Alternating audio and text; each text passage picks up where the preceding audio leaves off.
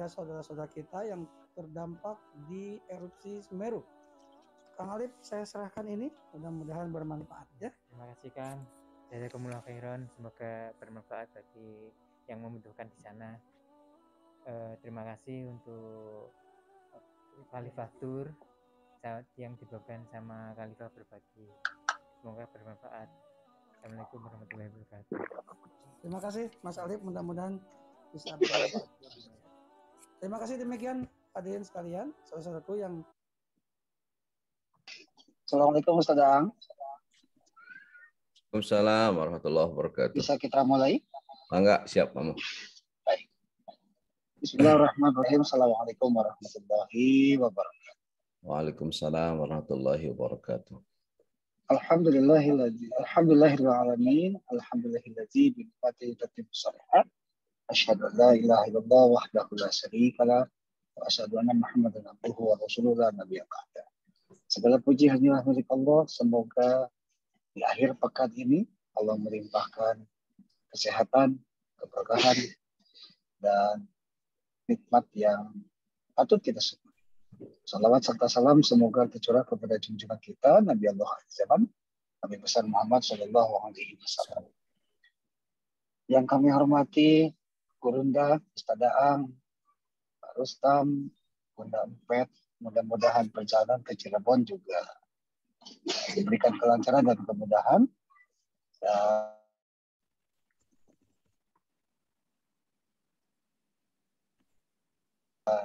nanti di ujung sehat seperti biasanya.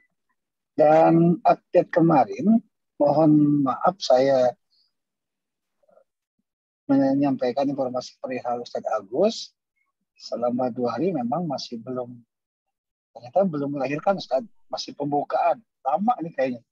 Kemarin saya telepon, Ustadz gimana kondisinya, masih pembukaan 3. Pak Mo, mohon doanya aja, mudah-mudahan dilancarkan. Jadi pulang lagi ke rumah. Ustadz Agus adalah Ustadz yang biasa mengisi kajian tentang qiraah di kajian subuh pagi. Mohon doanya juga. Insya Allah paginya akan dipandu oleh Ustadz Daan. Mudah-mudahan ilmunya bermanfaat. Dan kita awali mengucapkan basmalah dulu bersama-sama. Bismillahirrahmanirrahim.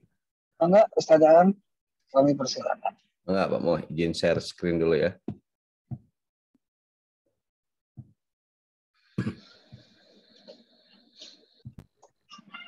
Bismillahirrahmanirrahim. Assalamualaikum warahmatullahi wabarakatuh.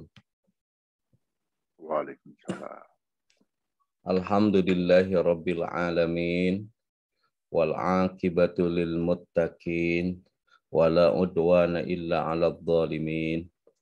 Asyhadu an la ilaha illallah wahdahu la syarikalah. Al malikul haqqul mubin. Wa asyhadu anna Muhammadan abduhu wa rasuluhu al-mab'usu rahmatan lil alamin. Allahumma salli wa sallim wa barik ala nabiyyina Muhammadin wa ala alihi wa sahbihi ajma'in wa man tabi'ahu bi ihsanin ila yaumiddin. Amma ba'du, faqala Allah ta'ala fi kitabihil karim wa huwa asdaqul qailin. A'udzu billahi syami'il alimi minasyaitonir rajim. Bismillahirrahmanirrahim. Rabbi habli hukmau wa alhikni bis-shalihin waj'alni lisana sidqin fil akhirin waj'alni min warasati jannatin na'im. Al-ayah sadaqallahul adzim. Al-mukarramun, guru-guru saya Pak Haji Rustam Sumarna, Bunda Empet, Ustadz Wijayanto, Pak Mo, kemudian Pak Regi, dan Ibu Bapak yang pagi hari ini hadir di ruang maya. Mudah-mudahan kita semua pagi hari ini berada dalam kondisi yang terbaik, terbaik di kesehatan, terbaik di perasaan, terbaik di harapan, terbaik di segalanya, hingga pagi hari ini kita bisa melalui kajian singkat ini dalam kondisi baik dan mendapatkan kebaikan. Insya Allah pada pagi hari ini saya akan membawakan topik tentang mewaspadai perilaku munafik. Saya kira topik ini sudah sangat populer, sudah banyak Ibu dan Bapak kenal. Jika pernah Ibu dan Bapak mengkaji topik ini, anggap saja sebagai bahan ulang kaji. Jika belum, mudah-mudahan bisa menjadi titik ilmu yang menginspirasi. Ibu dan Bapak sekalian, dalam Quran surah Al-A'raf ayat 16, suatu ketika iblis itu pernah sesumbar di hadapan Allah. Fabima aghwaytani, karena engkau ya Allah, karena engkau ya Rabb telah menghukum aku menjadi hamba yang tersesat, la aqudanna lahum siratakal mustaqim, maka aku akan benar-benar menghalangi umat manusia dari jalan engkau yang lurus. Jadi iblis itu sesumbar kalau dia akan menghalangi kita dari siratakal mustaqim, jalan Allah yang lurus. Apa jalan yang lurus itu? Siratal ladzina an'amta alaihim, jalan orang-orang yang diberikan nikmat kepada mereka. Siapakah? Satu, minan nabiyyin, para nabi. Yang kedua, siddiqin, orang jujur. Tiga, suhada, para pahlawan yang mati syahid. Empat, solihin, orang-orang soleh. Jadi ibu dan bapak, iblis, setan senantiasa akan menghalangi kita dari jalan para nabi, menghalangi kita untuk mengikuti jalan siddiqin, menghalangi kita untuk mengikuti jalan suhada, dan menghalangi kita untuk mengikuti jalan orang-orang soleh. Maka berikutnya di ayat ke-17-nya, summa la'atiyannahum, kemudian iblis itu akan mendatangi kita. Dari mana? Mim baini aidihim. Mereka akan menghalangi kita. Mereka akan bermanuver untuk menghalangi kita dari arah depan. Kemudian wa min khalfihim.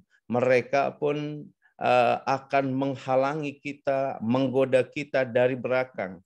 Wa an aimanihim, mereka pun bermanuver akan datang dari sebelah kanan kita. Wa an samailihim, mereka pun tidak hanya itu, akan menggoda kita dari sebelah kiri kita. Dari 4 penjuru mata angin, depan, belakang, samping kanan, samping kiri, mereka bermanuver untuk menggoda kita. Wala tajidu aksaruhum syakirin, supaya Allah menemui kita menjadi orang-orang yang tidak bersyukur. Luar biasa. Nah, berikutnya Ibu dan Bapak, langkah strategik yang dipilih oleh setan untuk menyesatkan kita bisa dilihat di Al-A'raf ayat 202, wa ikhwanuhum, dan saudara-saudaranya setan. Yamuddunahum fil ghayyi, mereka akan bahu-membahu dalam menyesatkan kita. Summa la yuksirun, sedikit pun mereka tidak akan berhenti. Jadi dalam rangka mereka menyesatkan hidup kita supaya tidak inklusif pada siratal mustaqim, mereka itu bahu-membahu. Wa ikhwanuhum di sini.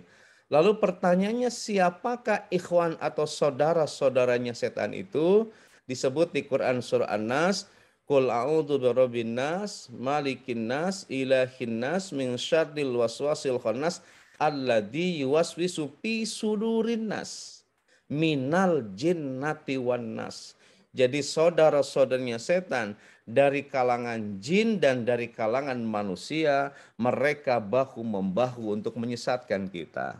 Lalu pertanyaannya, siapakah saudaranya setan dari kalangan manusia itu? Pertama, munafikin, orang-orang munafik. Yang kedua, fasikin, orang-orang yang fasik. Mereka yang lari dari ketaatan kepada Allah menuju ketundukan pada hawa nafsu. Kemudian yang ketiga, zalimin, orang-orang zalim, orang-orang yang gemar berbuat aniaya. Keempat, saudaranya setan dari kalangan manusia itu mubazzirin, orang-orang yang berperilaku boros. Kata Allah, innal mubazzirina kanu ikhwanas sayatin. Sungguhnya para pemboros itu adalah saudara-saudaranya setan. Kemudian berikutnya musyrikin, orang-orang musyrik, kafirin dan orang-orang kafir. Jadi munafikin, fasikin, zalimin, mubazzirin, musyrikin dan kafirin itulah ikhwanuhum, saudara-saudaranya setan, di mana mereka akan bahu membahu tanpa mengenal lelah untuk menyesatkan hidup kita. Ini luar biasa Ibu dan Bapak, kita itu seringkali lelah untuk bangun malam.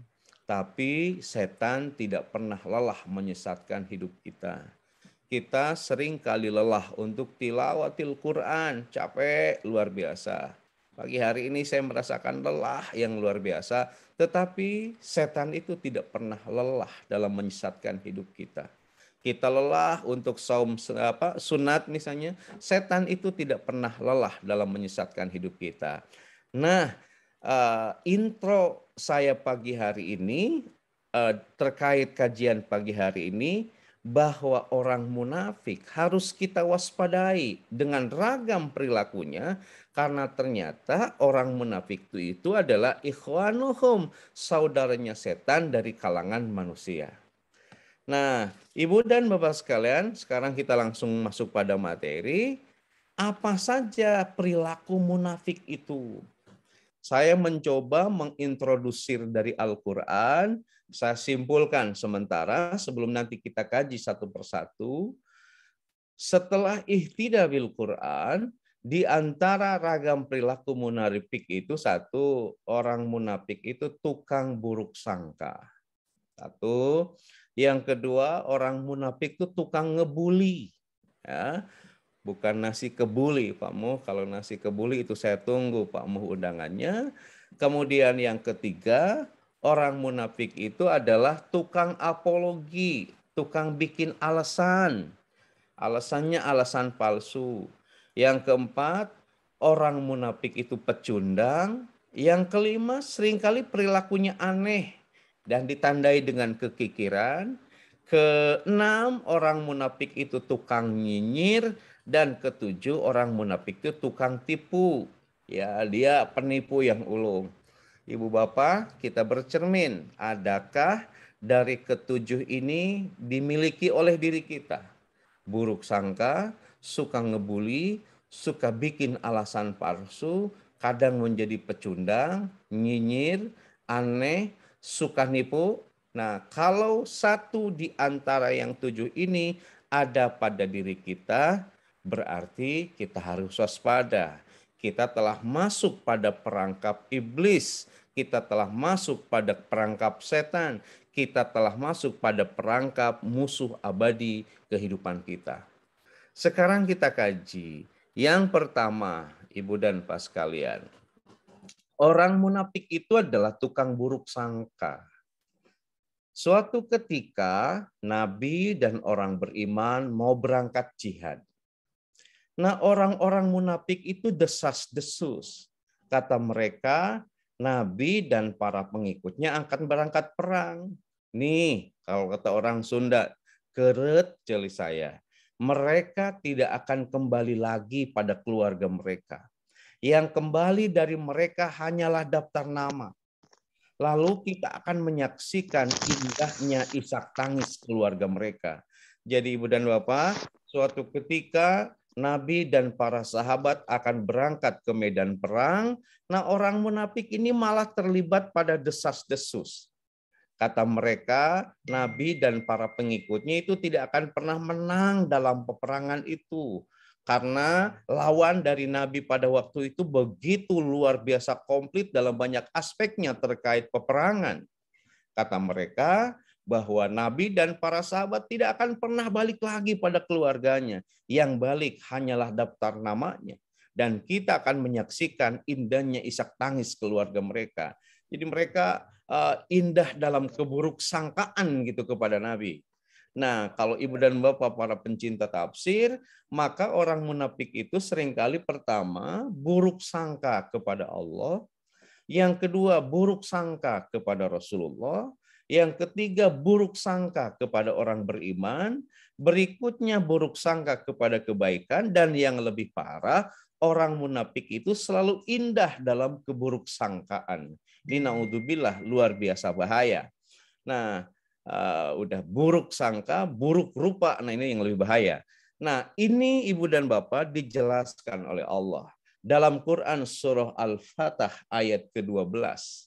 Kata Allah begini, bal donantum allai yang qalibar rasul wal mu'minuna ila ahlihim abada.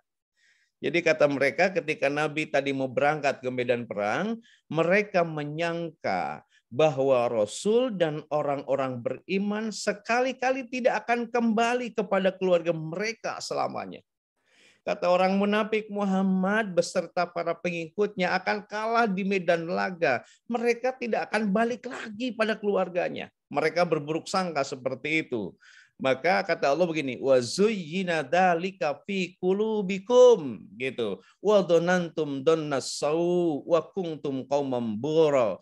Kata Allah, dan dijadikan terasa indah yang demikian itu dalam hatimu, dan kamu telah berprasangka dengan prasangka yang buruk, karena itu kamu menjadi kaum yang binasa. Satu, jadi munafik harus kita waspadai gitu.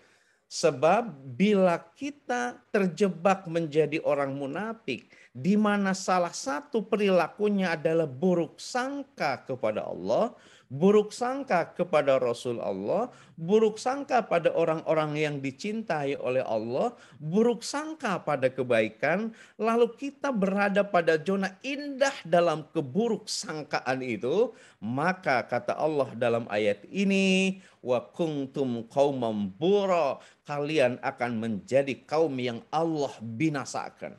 Kita hidup ini tidak akan mendapatkan rahmat Allah. Kita dalam hidup ini tidak akan mendapatkan kasih sayang Allah. Kita dalam hidup ini tidak akan mendapatkan ampunan dari Allah ketika kita terjebak untuk buruk sangka kepada Allah, buruk sangka kepada Rasulullah. Jadi yang pertama, Ibu dan Bapak, perilaku munafik itu tukang buruk sangka pada apapun. Oke, kalau kita berada pada zona ini, Allah berjanji akan membinasakan hidup kita.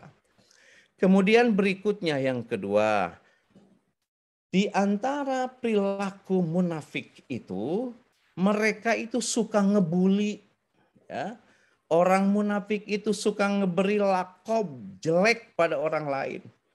Orang munafik itu suka memberi label jelek pada orang lain. Orang munafik itu suka memberi gelar-gelar yang tidak baik bagi orang lain. Ini kita lihat dalam Quran surah Al-Baqarah ayat ke-13. Allah berfirman, wa idza qila lahum aminu. Apabila dikatakan kepada mereka, aminu, berimanlah kalian. Gitu. Kama amanan nas, seperti halnya manusia yang lain mereka beriman.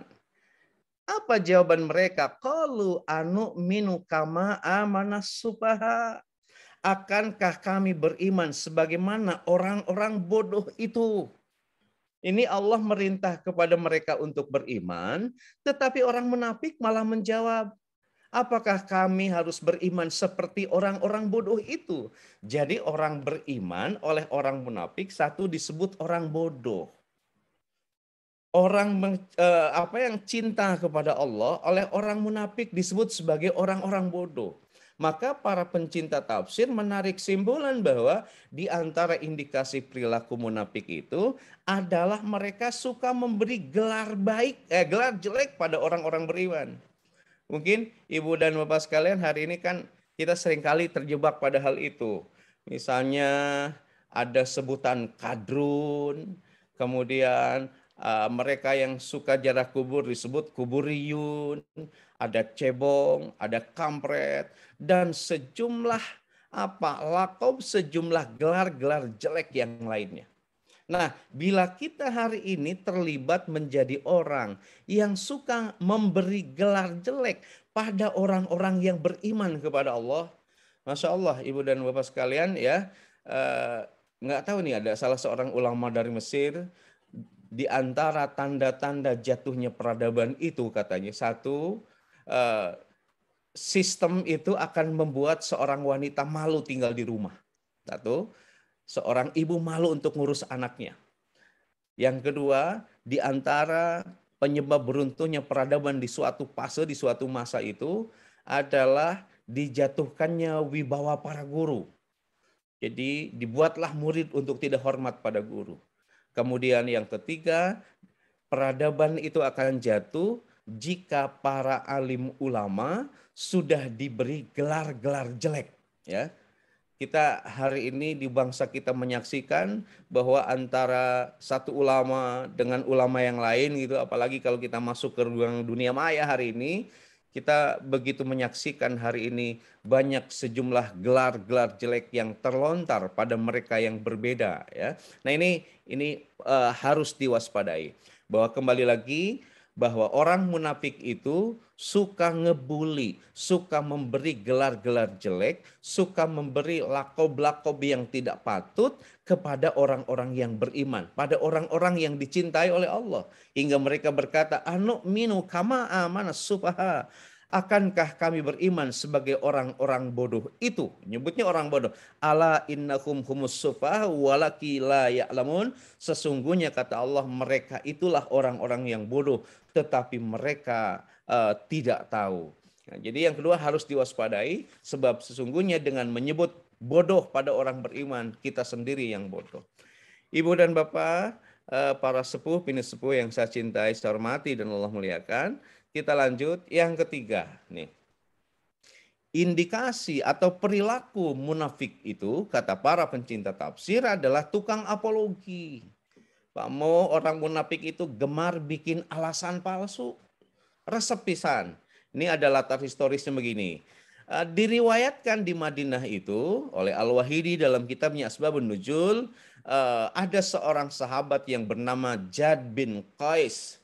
Jad bin Qais ini seringkali menyebut dirinya sang pemberani. Jad bin Qais ini seringkali menyebut dirinya orang hebat. Ya, dan dia itu salah seorang pembesar munafik. Ya.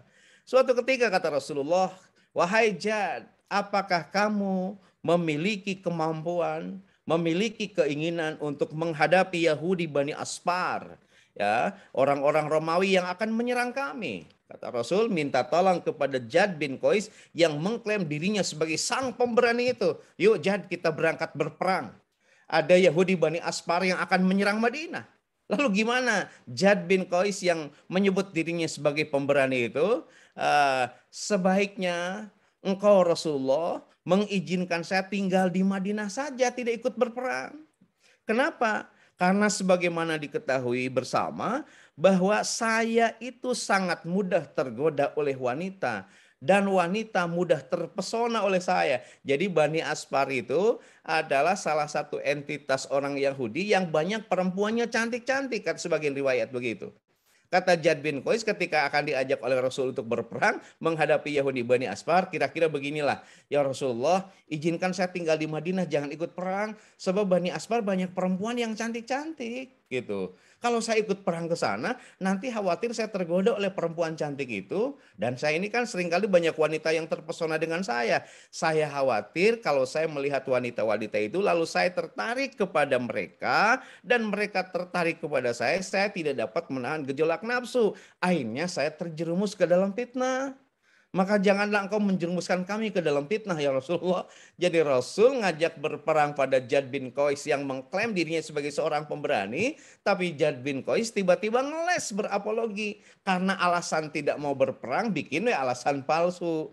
Bahwa Bani Aspar banyak perempuan cantik. Kalau nanti saya berangkat ke sana, khawatir mereka tergoda oleh saya dan saya tergoda oleh mereka. Akhirnya kita terjerumus ke dalam fitnah. Maka ya Rasulullah, kalau engkau nyuruh aku berperang sama dengan engkau nyuruh aku terjerumus dalam fitnah. Nah, ini Jad bin Qais berapologi seperti itu.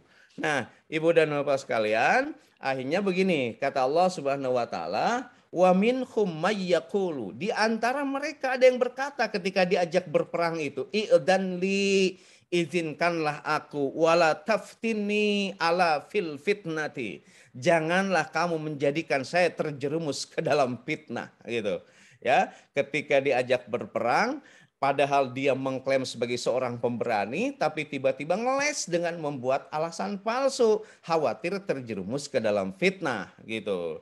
Wa inna jahannama lamuhitatum bil kafirin. Kata Allah, ketahuilah bahwa mereka telah terjerumus ke dalam fitnah, gitu. Kemudian dan sesungguhnya jahanam itu benar-benar meliputi orang-orang yang kafir. Ibu dan Bapak sekalian, jadi yang ketiga, berdasarkan inspirasi dari ayat ini, orang munafik itu seringkali berapologi, seringkali bikin alasan palsu ketika oleh Rasulullah diajak untuk berjuang ke medan jihad. Alasannya macam-macam. Kalau dalam kasus Jad bin Qais ini, dia beralasan ketika tidak mau berperang itu khawatir terjerumus ke dalam fitnah. Akhirnya Allah membuat fitnah untuk mereka, dan kata Allah, wa inna jahannama lamuhitatum bil kafirin, bahwa sesungguhnya jahanam itu penuh oleh orang-orang yang kafir, dan di antara saudaranya orang kafir itu adalah orang-orang yang seringkali bikin alasan palsu. Berikutnya, Ibu Bapak yang saya cintai, saya hormati, dan Allah muliakan. Yang keempat, indikasi dari perilaku munafik itu adalah pecundang. Orang munafik itu pecundang. Ini bisa dilihat di Quran surah At-Taubah ayat 57. Ketika mereka terpaksa mengikuti Rasulullah ikut berperang. Tadi kalau Jad bin Qais bikin alasan palsu, tetapi ada sebagian yang tidak bisa bikin alasan. Akhirnya mereka ikut berperang dengan Rasulullah. Jadi orang munafik ketika di medan perang, kata ayat ini begini, lau yajiduna malja'an, bila mereka memperoleh tempat perlindungan, au magharatin, atau bertemu dengan gua-gua di medan perang itu, au muddakhalan, atau bertemu dengan lobang-lobang di bawah tanah, lawallau ilaihi, mereka segera bergegas pergi menujunya, wa hum yajmahun, dengan begitu sangat cepat. Jadi pamu orang munafik itu pikas sebelen. Ketika mereka tidak punya alasan untuk tidak ikut ke medan perang, ikutlah ke medan perang. Tapi ketika di medan perang bukan perang. Ketika mereka maljaan, bertemu dengan perlindungan, nyumput pamu di tempat perlindungan. Orang lain perang, dia menyumput. Yang kedua, au magharatin, atau ketika bertemu dengan gua, lain perang adon asup karena gua, gitu, nyumput sieun. Au muddakhalan, atau ketika bertemu dengan lubang di bawah tanah, lain perang adon nyumput di lubang di bawah tanah. Coba sikap yang seperti ini apa kalau disimpulkan? Saya menyebutnya pecundang. Jadi ketika hadir di medan perang, orang lain mah ikut berjuang berperang, dia mah adon nyumput.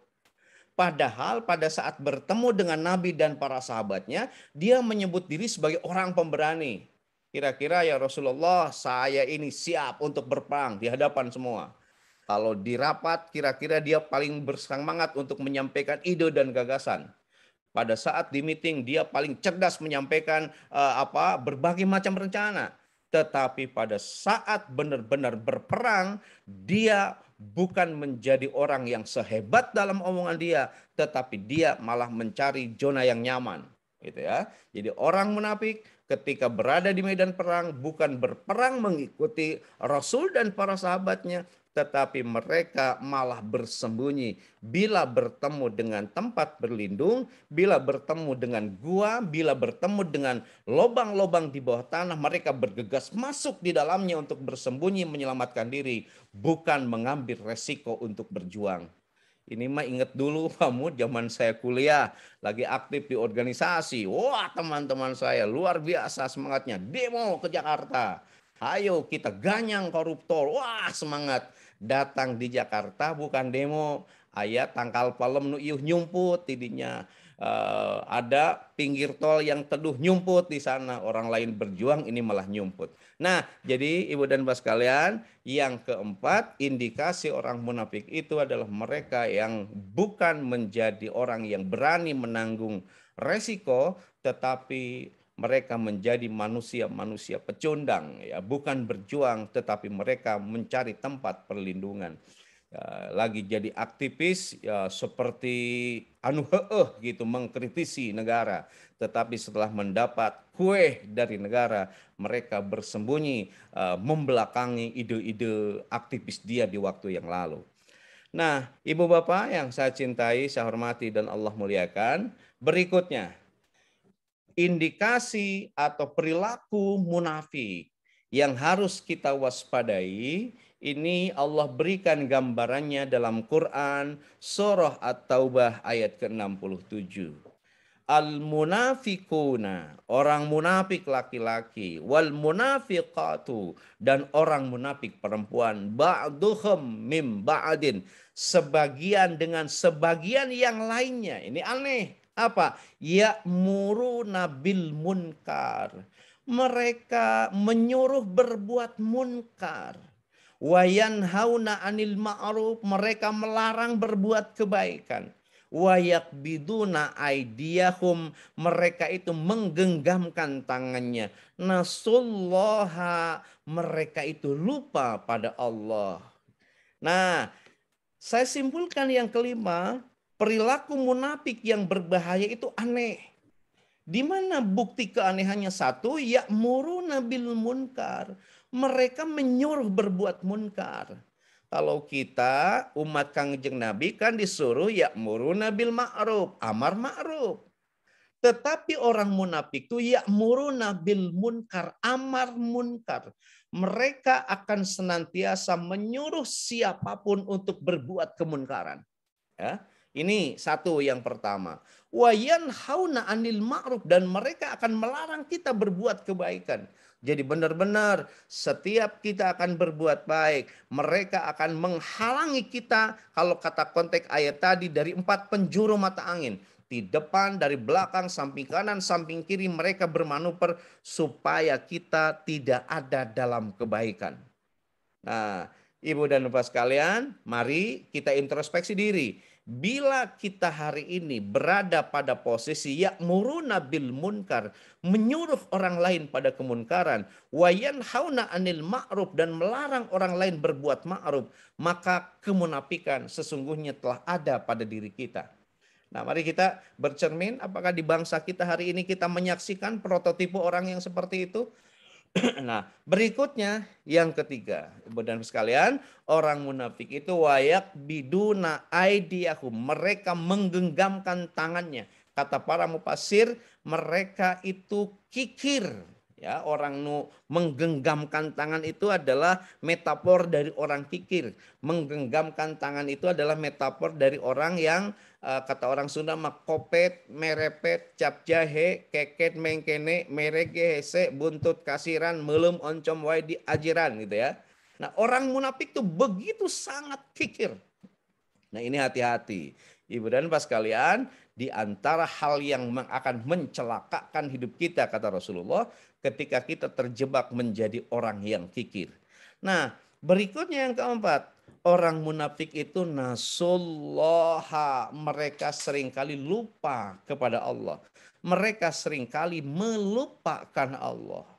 Nah, ini bahaya. Ibu dan bapak, begini kata ayat ini, bila kita ya'muruna bil munkar wa yanhauna 'anil ma'ruf, kemudian wayak biduna aidiyahum, kita menggenggamkan tangan kita kikir, lalu disusul nasullaha, kita lupa kepada Allah.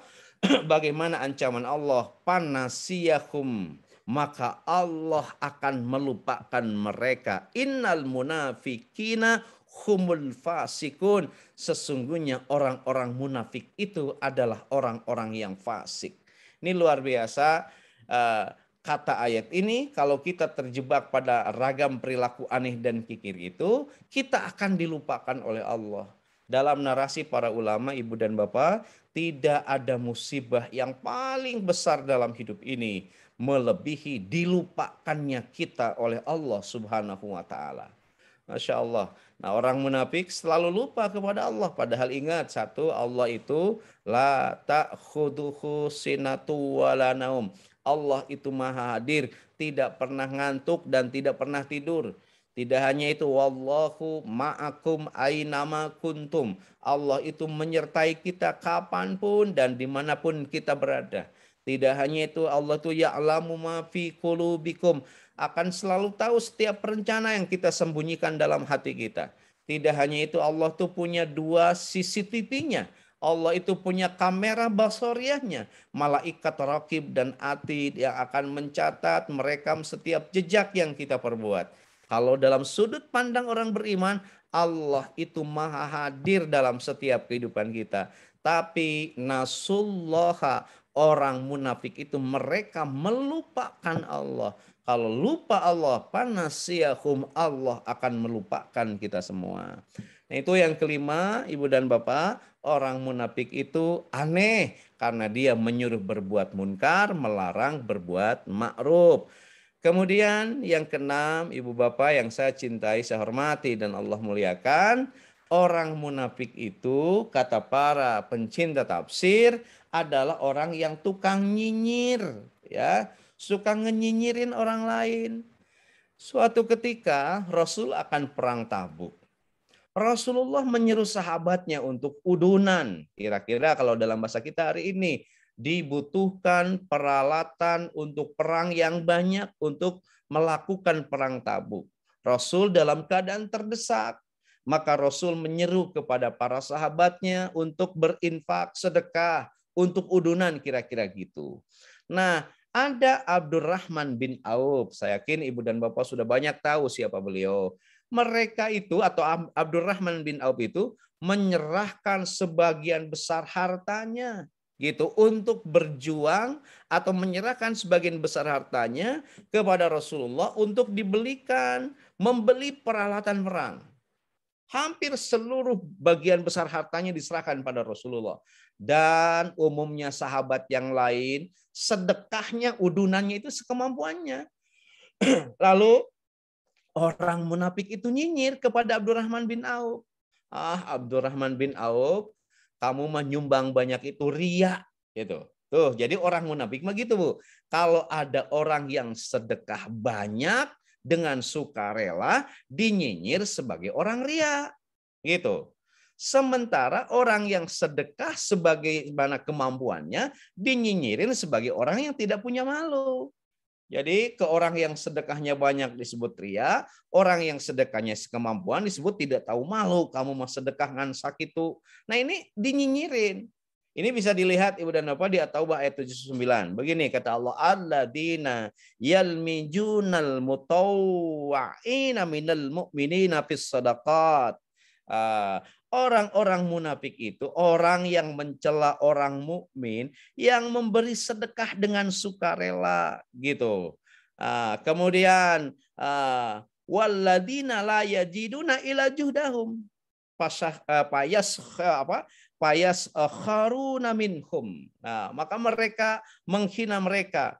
Jadi orang munafik itu orang yang mencela orang mukmin yang memberi sedekah dengan sukarela dan mencela orang yang sedekah sekedar sekemampuannya. Jadi Abdurrahman bin Auf yang sedekah begitu banyak, hampir seluruh hartanya untuk perjuangan peperangan Rasul di perang Tabuk, dinyinyirin sebagai orang ria. Kemudian ada orang umumnya sedekah sekemampuannya, dinyinyirin sebagai orang yang tidak punya malu, gitu. Maka kata ayat ini, sakhirallahu minhum walakum adzabun alim, maka Allah menghina mereka, Allah membalas penghinaan mereka, untuk mereka azab yang pedih. Jadi mereka yang sedekah dengan penuh sukarela dinyinyirin sebagai orang ria. Mereka yang sedekah sekemampuan disebut orang yang tidak punya rasa malu.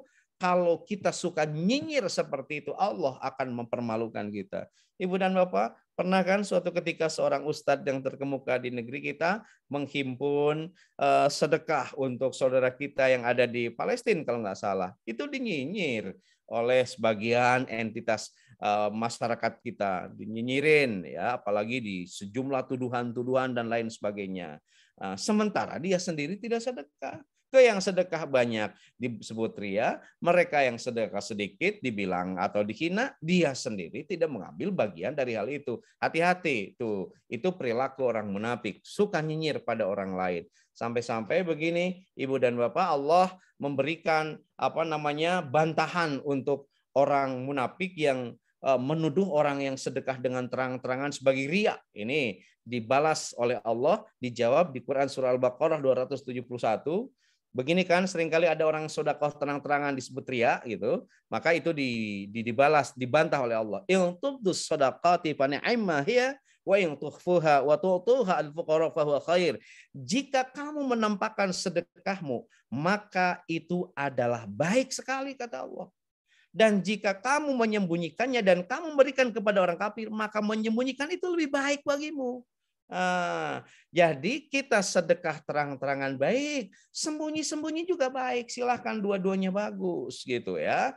Wa yukaffiru ankum min sayyi'atikum. Dengan sedekah baik yang terang-terangan maupun yang sembunyi-sembunyi, Allah akan menutupi semua kejelekan yang pernah kita perbuat. Wallahu bima ta'maluna khabir. Dan Allah mengetahui apa yang kamu kerjakan ya. Jadi bagi Ibu dan Bapak yang sekarang sedekah, seringkali disebut namanya nggak apa-apa.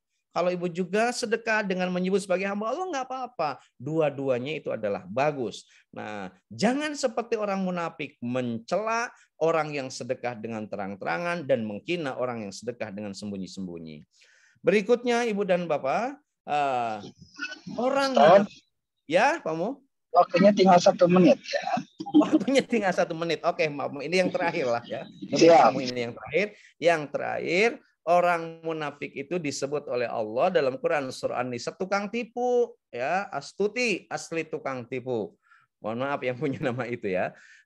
Kata Allah, innal munafikina, sesungguhnya orang munafik yukhadi'un Allah, mereka seringkali menipu Allah. Wa huwa khadi'uhum ya, dan Allah akan membalas tipuan mereka. Mana tipuannya? 1, wa idza qamu ila sholati qamu kusala. Jika mereka diperintah untuk sholat, qamu kusala, mereka kusal-kusal, malas gitu ya.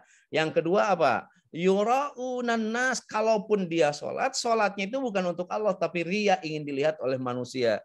Wala yadhkurunallaha illa qalila, dan mereka dalam sholatnya itu tidak ingat kepada Allah kecuali hanya sedikit saja. Jadi orang munafik itu dia menipu Allah. Bagian dari aksi tipu-tipunya, kalaupun sholat dia malas. Gitu. Yang kedua, kalaupun sholat tujuannya bukan untuk Allah, ingin dilihat oleh manusia. Kalaupun sholat sedikit sekali ingatnya kepada Allah dalam sholat itu. Nah, kalau kita menipu Allah dengan hal itu, maka wa huwa khadi'uhum, Allah akan menipu mereka semua. Nah, yang terakhir ini sudah tahu bahwa kata Rasul orang munafik itu dalam hadis yang populer ada 3. Wa idza haddasa kadzaba, wa idza wa'ada ahlafa, wa idza tumina khana. Orang munafik itu jika bicara dia dusta, jika berjanji dia ingkar, jika diberi amanah dia khianat. Perilaku munafik harus kita waspadai, sebab perilaku munafik bagian dari perilaku dari ikhwannya setan dari kalangan manusia. Dengan kemunafikan kita akan digiring untuk berada pada jalan yang tersesat. Itu Pak Muh yang bisa saya sampaikan. Sekian dan demikian. Wallahu a'lam taufiq wal hidayah. Assalamualaikum warahmatullahi wabarakatuh. Waalaikumsalam warahmatullahi wabarakatuh, Pak Ustaz. Terima kasih Ustaz Daan atas penyampaian ilmunya. Sebelum kita menyapa para guru kita, ada beberapa pertanyaan Ustaz dari jamaah. Ya. Masih kedengaran suaramu Ustaz? Masih kedengaran. Baik, ini ada pertanyaan dari Ibu Haja Yuniarti. Saya 2 pertanyaan saya sambungkan aja ya. Boleh. Yang pertama dari Ibu Haja Bu Yuniarti, izin bertanya Ustaz. Bagaimana supaya kita tidak berperilaku seperti orang munafik itu? Yang kedua, tahmawati. Ini izin bertanya Pak Ustadz, apakah orang yang suka berbohong termasuk orang munafik juga? Demikian Ustadz, mangga. Oke, pertanyaan yang kedua tadi sudah dijawab ya oleh hadis Rasul. bahwa jika kita berbicara dusta, ya seorang Sunda mah dulhong, nyawa dul nyabohong, rea omong apa disebutnya itu suka ada istilah gitu. Rea omong gede rahul ya. Langkung saur bahe carek. Jadi kalau sasauran sok langkung, cacarekan sok bahe lebay. Akhirnya ujungnya bohong. Ya, jadi dulhong, tukang ngawadul dan bohong itu disebut oleh Nabi tadi betul sebagai munafik yang paling nyata. Hati-hati Ibu dan Bapak sekalian, kita terjebak pada kebohongan-kebohongan itu juga bagian dari perilaku munafik. Lalu Ibu dan Bapak sekalian, bagaimana supaya kita tidak terjebak pada ragam perilaku munafik itu? Nah, maka munafik itu erat kaitannya dengan kualitas keimanan kita, ya. Kualitas keimanan kita. Bila iman kita ngedrop, kan begini, al imanu yajidu wayan kusu. Iman itu fluktuatif, ada kalanya berkurang, ada kalanya bertambah. Al imanu yajidu bitaat, iman akan nambah ketika kita produktif dengan ketaatan, wayan kusu bil maksiat, dan iman akan ngedrop ketika kita produktif dengan kemaksiatan. Ragam perilaku munafik itu, kata para ulama, senantiasa akan hinggap pada diri kita ketika iman kita ngedrop. Ya, pada saat iman kita ngedrop, kita bisa jadi menjadi orang yang gemar ngebully orang lain. Pada saat iman kita ngedrop, bisa jadi kita menjadi orang yang gemar nyinyir pada orang lain. Pada saat iman kita ngedrop, bisa jadi kita menjadi orang yang gemar berburuk sangka pada Allah. Pada saat iman kita ngedrop, bisa jadi kita menjadi pecundang dalam hidup ini. Kalau iman kita lagi ngedrop, bisa jadi kita menjadi orang yang gemar menipu Allah. Maka bagaimana supaya kemunafikan tidak hinggap pada diri kita? Iman kita harus ongoing proses. Iman kita harus memadat menuju pembaharuan. Ya, bagaimana caranya? Tadi kata Rasulullah, al imanu yajidu bittaat, iman itu akan bertambah ketika kita produktif dengan ketaatan kepada Allah. Maka Ibu dan Bapak, ketika kita berada pada bingkai ketaatan kepada Allah, maka kita akan imun dari lagam perilaku munafik itu. Ya, ketika kita ongoing proses menuju taqarrub kepada Allah, maka kita akan imun dari ragam jebakan kemunafikan seperti yang saya sampaikan tadi. Maka di antara prinsip dasarnya, kata para ulama, bagaimana kita itu berada pada milieu, berada pada support system yang bisa mengkondisikan diri kita itu, iman kita bergerak memadat menuju pembaharuan. Kalau kita berada pada area di mana tidak mensupport iman kita nambah, sesungguhnya ragam penyakit termasuk kemunafikan itu akan mudah hinggap pada diri kita. Kenapa misalnya kita buruk sangka kepada Allah? Karena iman kita lemah. Kenapa kita senang ngebully orang lain? Karena iman kita lemah. Kenapa kita suka berapologi, bikin alasan palsu ketika diajak berjuang, berjihad untuk sesuatu? Karena iman kita lemah. Kenapa kita pecundang bukan menjadi pemberani mengambil resiko? Karena iman kita lemah. Kenapa kita menyuruh orang lain berbuat munkar, mencegah orang lain berbuat ma'ruf? Kenapa kita begitu kikir tidak mau bersedekah? Karena iman kita lagi ngedrop. Kenapa misalnya kita nyinyir pada orang yang bersedekah dengan sebutan ria, orang yang sedekah kemampuannya disebut atau dihina sebagai seorang yang tidak punya rasa malu, itu juga karena iman kita ngedrop. Maka jika ada pertanyaan bagaimana supaya kemunafikan tidak hinggap pada diri kita, maka beradalah kita pada suatu zona di mana iman kita ongoing proses menuju pembaharuan, ya. Dan di antara Ibu cara yang ampuh, cara yang gampang kita lakukan untuk menghidupkan iman dalam hati kita, jadidu imanakum bila ilaha illallah. Kata Rasulullah, perbaharui keimanan di dadamu dengan menggetarkan asma Allah, la ilaha illallah. Pertanyaannya, berapa banyak la ilaha illallah menggetar dalam dada kita? Kan ciri orang yang beriman itu, kata Allah, bahwa orang yang beriman itu adalah orang yang senantiasa bergetar ketika disebut nama Allah. Itu. Jadi satu orang beriman itu wa idza tuliyat alaihim ayatuhu zadathum imana. Bila dibacakan ayat-ayat Allah bertambah keimanannya. Nah, di antara cara menggetarkan Allah dalam dada kita, kata Rasulullah ini, jaddidu imanakum bila ilaha illallah, perbaharui keimanan di dadamu dengan menggetarkan la ilaha illallah. Jangan kosong dada kita dari la ilaha illallah, sebab ketika la ilaha illallah berada pada dada kita, maka iman kita ongoing proses menuju pembaharuan. Itu Pak Mo Sementawis. Iya, terima kasih Ustaz. Emang agak susah ya menemukan, kalau orang gampang menemukan, tapi sulit kata Rasul orang munafik ini. Ustaz, begitu ya Ustaz? Kadang kita sulit. Sulit. Mungkin saya juga baru bisa ngomong ini. Baik, Ustaz terima kasih. Kita akan sapa dulu. Masih ada Ustaz Wijayanto di situ. Assalamualaikum Ustaz Wijayanto. Sedang siaran sepertinya ya. Baik, kalau tidak ada, Ustaz, ya. Karena memang waktu sudah jam 6 ya? 6 ya, menjelang jam 6. Jam 6. Ustaz, boleh di Ibu Bapak yang dimuliakan Allah, demikian kajian di pagi hari ini. Besok kita akan bertemu dengan Ibu Utik ya. Ibu Utik membahas tentang kopi warisan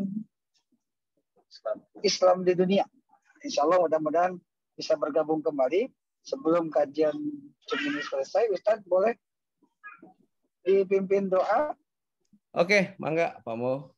Ibu dan Pak sekalian, semoga apa yang saya sampaikan bisa memberi inspirasi untuk tetap berhati-hati, jangan masuk pada jebakan dan jeratan orang-orang munafik.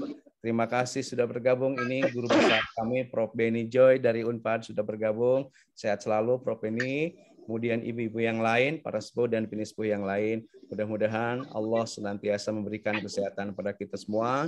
Kita produktif dengan amal soleh, kita produktif dengan kebaikan, kita tidak lupa bersedekah ya. Karena itu bagian dari sesuatu yang bisa meningkatkan keimanan kita. Dan mudah-mudahan kita dihidupkan dan diwafatkan oleh Allah dalam keadaan iman dan Islam. Bila suatu saat ajal menjemput kita, mudah-mudahan kita wafat dalam keadaan husnul khatimah. Allahumma salli wa sallim ala sayyidina wa habibina syafi'ina wa maulana Muhammad wa sallim wa radiyallahu tabaraka ta'ala kulli sadatina sabya rasulillahi ajma'in. Alhamdulillahi rabbil alamin. Hamda yuafi ni'amah ayukabi majidah. Ya Rabbana lakal hamdu innaka antas sami'ud du'a. Allahumma salli ala nuril anwar wa sirril asrar wa tiryakil aghyar wa miftahi babil yasar sayyidina wa maulana Muhammadinil mukhtar walil athhar wa sabil ahyar adadani amillahi wa ibdali. Allahumma gfir lana dunubana wali walidaina warhamhuma kama rabbawna sigara. Allahumma tub alaina qabla al-maut warhamna indal maut wa la tu'adzibna ba'dal maut ya khaliqal maut wa ya sami'us saut ikhfadna minal afati wal ahati wal uqubat birahmatika ya arhamar rahimin. Allahumma ihtim lana bi husnil khatimah wa la tahtim alaina bisu'il khatimah. Rabbana hab lana min azwajina wa dhurriyyatina qurrata a'yun waj'alna lil muttaqina imama. Rabbana atmim lana nurana waghfir lana innaka ala kulli syai'in qadir. Rabbana atina fid dunya hasanah wa fil akhirati hasanah wa qina adzabannar. Wa sallallahu ala sayyidina Muhammadin wa ala alihi washabihi ajma'in. Ana rabbika rabbil izzati amma yasifun wa salamun alal mursalin walhamdulillahi rabbil alamin. Alhamdulillah.